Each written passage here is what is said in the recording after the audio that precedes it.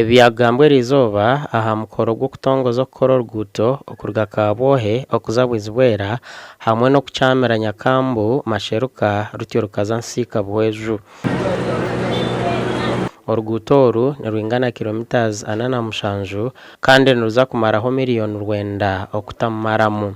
Tiya contractor, tiya UNRA n'ey'abanyasheema n'abanya-Uganda. So twaba tukozireke nikiza kutuyamba kugira ngo tugire enguudo nungi kandi emareho obwire bureebe. Nibiza kutugambira eki barikwenda kukora. Yes. So that kumurana murabo mu ruguudo murebe eki batugambire icyo bariyo nibakora.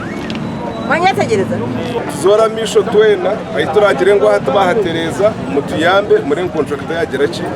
Abanyishengero ahabwa Sheema district bona bakwatanise basima government ahabwa kufaha abantu bayo.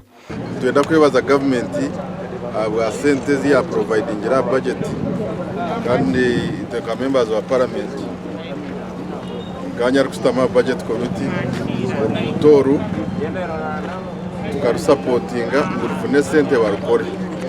Okurujira ha kitongore cha Uganda National Roads Authority ahabwa district eziri mu Ibanda Buhweju Sheema n'ahandi Doreen Katono yagamba barakore omukoro ruguuto oru. Tuzakuredinga kakuredo kwe kuraba muko mukugireba turaheze turonemo bicyeka bice bikuterera ebikutiro kuterera tubone ngiye twashikaho maramu abo kuba government sente ezo kushikora ruguuto rwona leta kozireki tazitwire.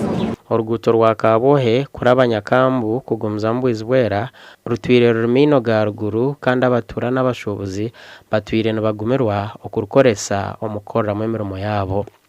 Gasha kwa Michael atwakire.